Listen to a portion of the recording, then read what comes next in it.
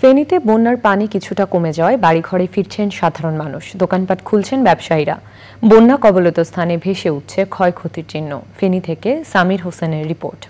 250-টিরও বেশি design option নিয়ে Walton smart fridge, বোঝে আপনার প্রয়োজন।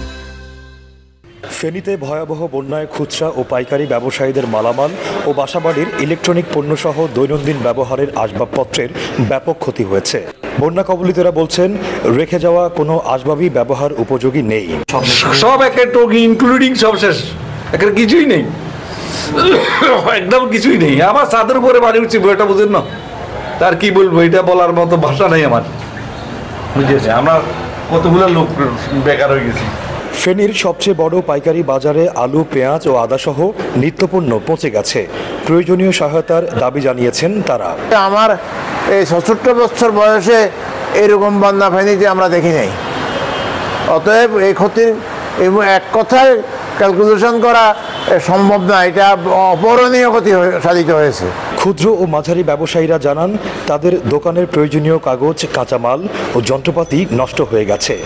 কর্মীদের বেতন ও ঘুরে দাঁড়ানো নিয়ে অনেকেই সংশয়ে রয়েছেন। ফেনী থেকে সামির হোসেন, চ্যানেল আই।